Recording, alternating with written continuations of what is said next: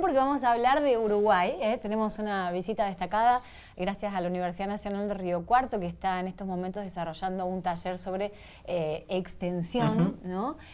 Y nos gusta mucho hablar con Humberto Tomasino, hemos hablado con él en marzo, en su momento cuando vino de visita a Río Cuarto, también a través de la Universidad Nacional de Río Cuarto, así que le vamos a dar la bienvenida. Así vuelven a las actividades del taller, está Manuel Schneider y Humberto Tomasino. Bienvenidos a los dos, muchas gracias por venir. Gracias a ustedes. Bueno, ¿de qué se trata este taller de extensión? Decimos el nombre completo. Extensión, crítica y integralidad. Integralidad o prácticas integrales. Y bueno, se trata de revisar y profundizar los vínculos de la universidad, de la sociedad, los vínculos de trabajo con los territorios, con los actores sociales, con las comunidades. Y eso tiene dos grandes objetivos para la universidad. Una es formar a los estudiantes, las estudiantes, de una manera diferente, una manera, nosotros decimos integral, porque implica poder aprender cosas que no necesariamente el aula o el espacio académico, áulico, genera, que son claves, son fundamentales. No tenemos todo a favor de eso, pero decimos que el aula sola no puede formar integralmente a los estudiantes. Entonces nosotros debemos recurrir necesariamente para formar universitarios críticos, comprometidos, humanizados con las situaciones de las grandes mayorías nacionales. Esto lo pensamos además a nivel latinoamericano. Claro. Pensando en esa universidad latinoamericana que emerge, que sale de la reforma de Córdoba del 18. ¿No? Entonces, bueno, volviendo a uno de los grandes objetivos de esto, es formar integralmente a los y las estudiantes en cuestiones reales, no mediadas por libros o por alguna cuestión que coloquen los docentes en aulas, sino que desde la situación real, formar integralmente y además contribuir a cuestiones que tienen que ver con los problemas que tiene la sociedad en la cual está inserta la universidad, claro, de la cual es parte. ¿Cómo surge el contacto con Humberto, Manuel? ¿Cómo surge este taller? ¿Y quiénes asisten ahora? ¿Quiénes están formando parte del taller? Sí, yo tuve la suerte de conocerlo a Humberto hace ya varios años y seguirlo y aprender. Y fue dándose esta oportunidad. La política de la universidad, que ya es histórica, pero se ha profundizado en los últimos años, de articulación y de, como planteó Humberto, de que el profesional se forme en vínculo con el pueblo y con la idea de volver y transformar esa realidad para que sea más justa. Y bueno, y vimos la necesidad de los instrumentos que tiene la universidad, proyectos de extensión, prácticas sociocomunitarias, proyectos de investigación, bueno, el Consejo Social y el Observatorio con las articulaciones territoriales, de fortalecerlo con formación. Y de la Facultad de Humana, la gente de Humana, lo propone Humberto, digo, bueno, yo lo conozco, puedo hacer el contacto para ver que venga, fue cuando vino la vez pasada, en marzo. Y ahí quedó la posibilidad de profundizar este trabajo ya con talleres, de hecho hace 4 días que venimos trabajando, con los grupos y con la gente con la cual se está articulando. En este momento, en la sede del gremio docente están trabajando, se hizo toda una evaluación, un trabajo de territorio y ahora se está planificando con la gente las acciones a futuro a desarrollar con esta idea, ¿no?, de que estas problemáticas que se visitan entren al aula y que vayan marcando la formación de los profesionales que se están capacitando. Años 70, 71, Universidad de Guadalajara, el doctor Salvador Allende da un discurso famoso que dijo que hay jóvenes viejos y viejos jóvenes, que Cierto. dijo que ser joven y no ser revolucionario era una contradicción hasta biológica. Ya el discurso ha cambiado, pero y así hincapié en esto de que los hijos de los obreros eran las primeras generaciones que se educaban, que podían tener un título universitario. Un poco volver a eso, es cierto que las situaciones hoy nos acompañan, ¿no?, pero como que los hijos de los hijos puedan integrarse en una universidad y que eso desde la educación les permita ese progreso en un futuro. Sin duda que sí. Si uno recorre el panorama de la universidad pública latinoamericana, ¿no?, si va a las particulares, hay contradicciones también a pensar y a conversar. Ve que hay en muchos casos mucha elitización en cuanto a quienes acceden a la universidad. Por ejemplo, uno ve que la realidad de la universidad argentina, pública y uruguaya, tiene muchas similitudes porque hay ingreso libre, hay gratuidad de ingreso libre, autonomía, cogobierno y cátedra libre.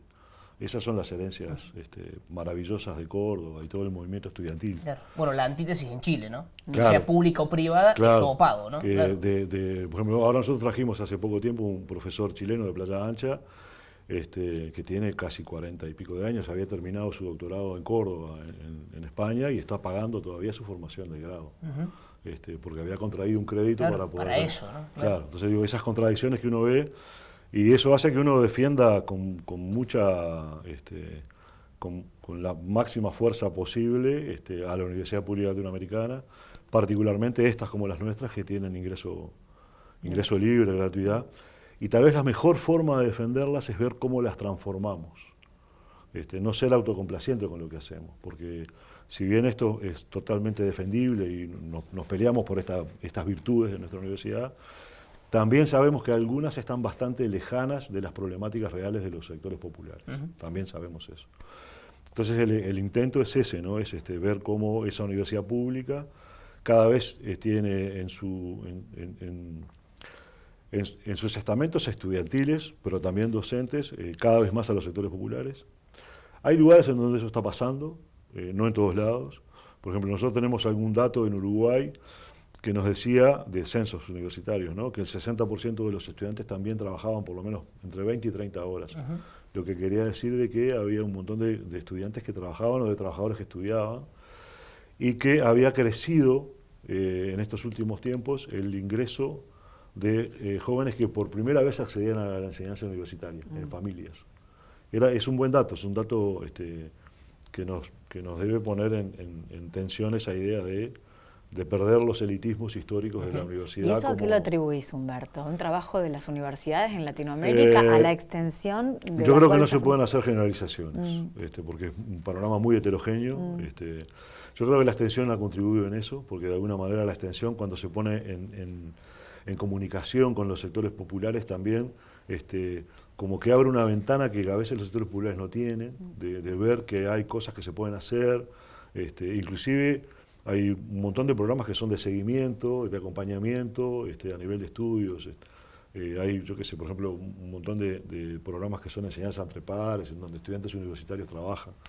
O sea que hay abierto desde la extensión un montón de cuestiones vinculadas a el conocimiento mayor de los sectores populares sobre la universidad, a acompañar en algunos casos.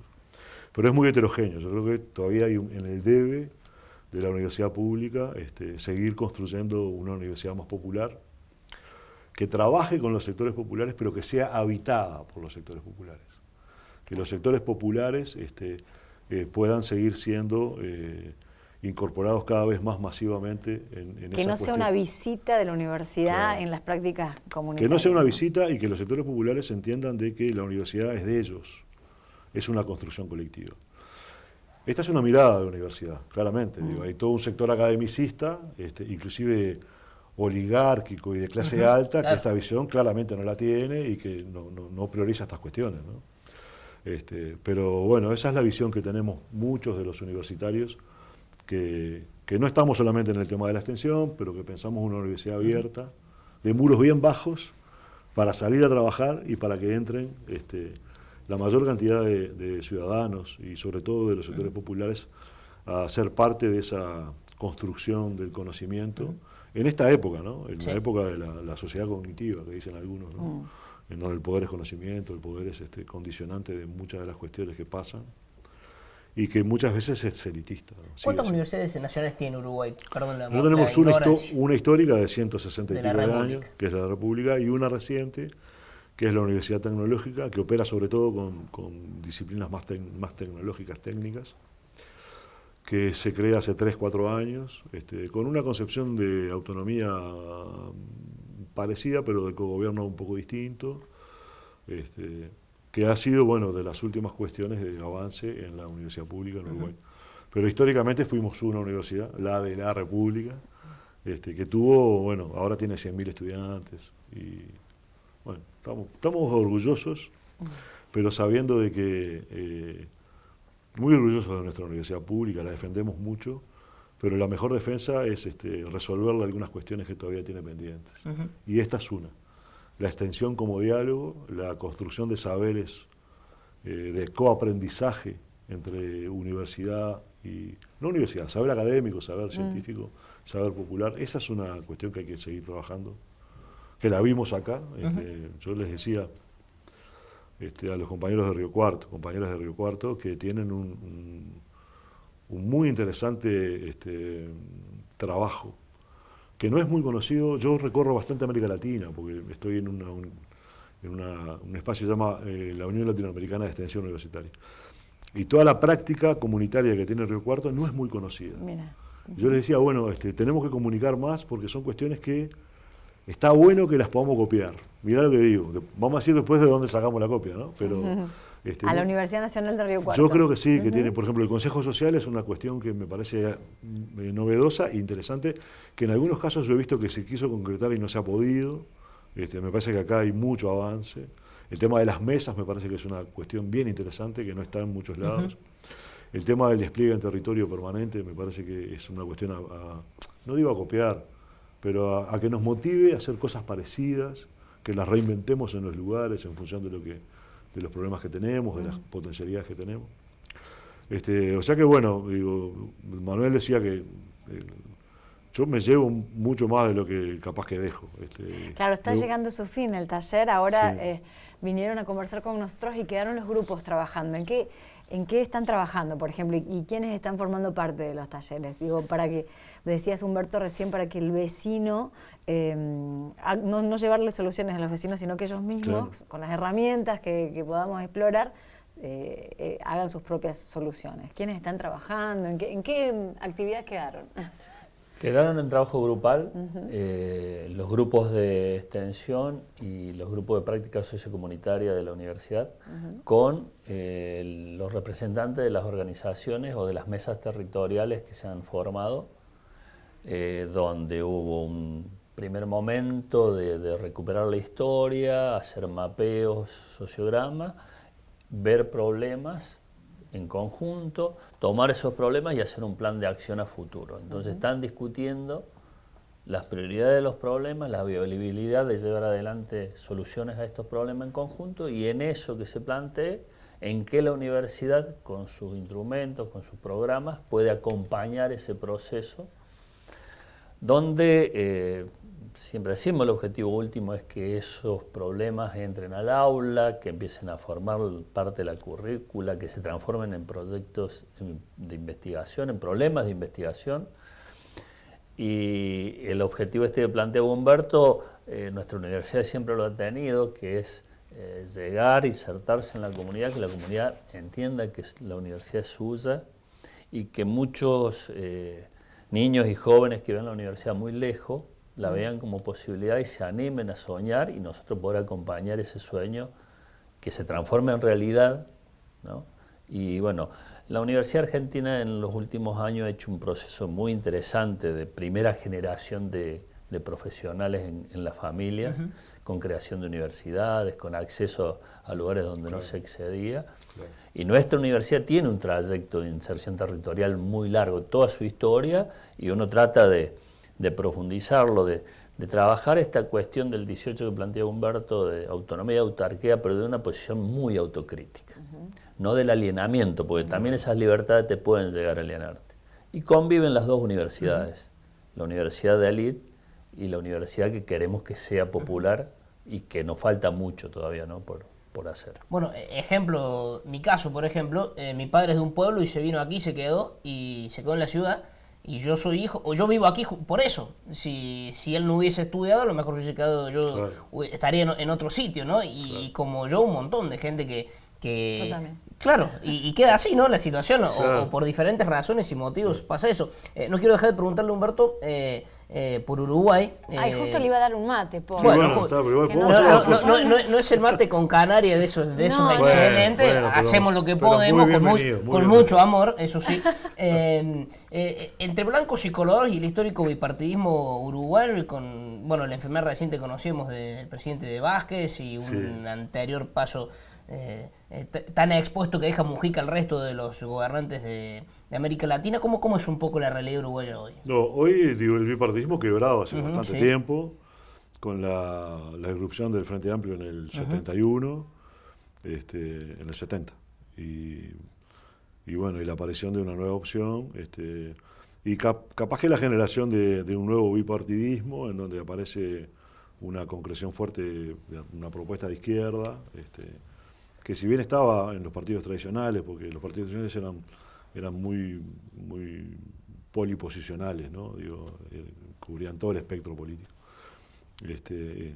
Y eso hace que hoy tengamos una definición. Hoy, por ejemplo, hoy se dirime la elección, con muchas, esto dicho con cuidado, porque también la izquierda, nosotros hemos hecho, algunos de nosotros, ¿no? Que venimos de ese campo, no familiar, porque yo vengo de una familia que no es de izquierda, yo me hago de izquierda después, la vida me lleva, pero tengo un proceso de crítica a la izquierda en los últimos tiempos que ha sido fuerte. Por eso digo que no hay una izquierda ideal y una derecha que pueda ser caracterizada como ideal también. Con todas las contradicciones de la izquierda, hoy se deriva entre dos grandes formas de pensar la sociedad, que es una forma básicamente neoliberal y posmoderna, que es la que representan los partidos tradicionales. Me parece que es así eso. Y una posición progresista muy contradictoria también en la izquierda, en donde aparecen cuestiones que son muy importantes, que tienen que ver, por ejemplo, con las políticas sociales, con algunas cuestiones vinculadas al trabajo, a la regulación del trabajo, por ejemplo, a la existencia de regulaciones a nivel de paritarias y de algunas conquistas a nivel de derechos humanos muy importantes, que tienen que ver con cuestiones vinculadas al casamiento, al matrimonio igualitario, cuestiones que tienen que ver a derechos, por ejemplo, de los trabajadores rurales, cuestiones que habían sido prácticamente siempre... Bueno, abortos, penalización de la marihuana. La ley del aborto, sin duda alguna, la legalización de la marihuana, con todas las contradicciones, eso daría para conversar. Yo estuve de acuerdo, quiero decir que estuve de acuerdo, pero veo algunas cuestiones que hay que pensar un poco más. La izquierda con contradicciones, aún así, por ejemplo, la cuestión ambiental, yo personalmente creo que ha sido muy mal manejada por la izquierda, como que el proceso económico le pasó por arriba de la idea ambiental. Eso pasa siempre en el capitalismo, ¿no? Las relaciones sociales imponen sobre las relaciones ambientales y generan líneas de fuerza que son las que predominan, y yo creo que acá pasó eso. Y bueno, el 27 de octubre, el mismo día que ustedes, dirimimos ahí, claro, probablemente el segundo turno, y bueno, está pareja la elección, y creo que hay como un parteaguas ahí entre un país con una concepción. Esto a la derecha, lo que yo digo le duele mucho, pero le duele porque es verdad, con una tradición histórica neoliberal fuerte que tiene que ver con que el mercado es el elemento asignador fundamental de los procesos a nivel de la sociedad, y poca regulación, y bueno, y una cuestión más reguladora, más de programa, claro, más de intervención pública, más de pensar los derechos humanos de políticas públicas más potentes, que es la de la izquierda. Bueno, pero tantos puntos de contacto y en común con nosotros, ¿no? Parece como que estuvieras hablando de Argentina. Bueno, ahí, ¿eh? Sí, hay cosas parecidas. Sí, hay claro. muchas cosas parecidas. Sí, claro que sí. Pero bueno, ahí estamos, el 27 definimos, probablemente haya segunda vuelta, y ahí se define, bueno, cómo sigue Uruguay. Nosotros vamos a acompañar críticamente, como la abstención. Claro, la abstención exacto. crítica. Los dejamos volver al taller para finalizar y quizá te tengamos en la tercera etapa del taller, porque viniste, sembraste la semillita, ahora estás trabajando y ahora te vas a tener que volver para ver cómo resultó todo. La verdad que uno se siente... Yo le decía a Manuel y a los compañeros de la universidad, hay un grupo, el grupo que me trae, con el cual me hago compañero, amigo, es un grupo muy potente humanamente. Muy capaz académicamente, con muchas capacidades académicas, científicas, pero con una cohesión humana que yo se lo destacaba a Manuel, que dan ganas de volver. Hay un espacio de construcción muy interesante en esta conducción universitaria. Me siento muy cómodo, me siento muy Así que muy volverás, bien. ¿No es cierto? Así que si me invitan, vuelvo. Manuel, es la idea, digamos. Humberto, muchas gracias. Gracias por A ustedes. Muchas gracias. Nos vamos a una pausa. Ya venimos.